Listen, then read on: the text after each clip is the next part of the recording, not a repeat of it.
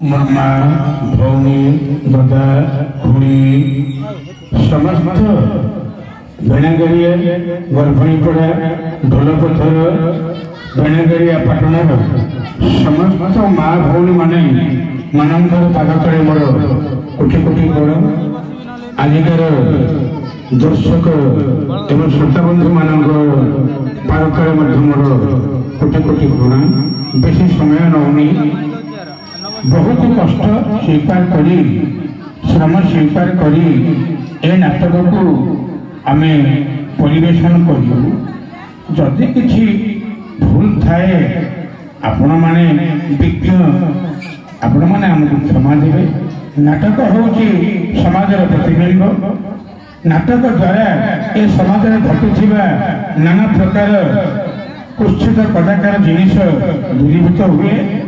तेणुकरी ए रज महोत्सव दीर्घ 750 वर्ष 800 वर्ष भितर बोली ए गर्भणीपड़ा बेणागाड़िया रज आम किंवदंती ऐतिहासिक किंवदंती कहे।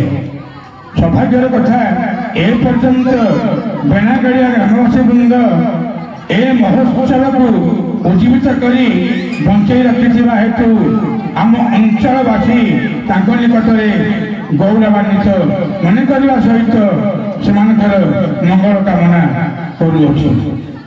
बंधुगण विशेष किसी कहबी ना। विशिष्ट विशिष्ट भद्र व्यक्ति माने उपस्थित अच्छा।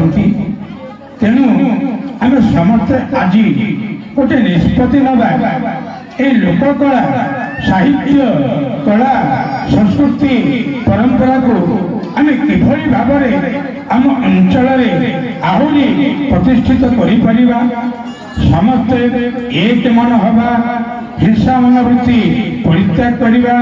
आमे समस्ते भाई भाई आज्ञा कहीं रही नहीं रहिबे नहीं कि भवरंग भूमि तले सर्वे निज निज अभिनय सारी बाहुरी बेकार बड़े। पदे कथा कहबे आज्ञा पदिए कथारे रुचिला मनीष हसई। पदिए कथारे भाव लाभ सब कुटई। ए पदिए कथारे विष चढ़ी जाए मथारे। भल आउ भेल ए सबू अच्छी पदे कथारे। नमस्कार रहुछि आपणकर नाट्य निर्देशक बसंत कुमार उत्तर।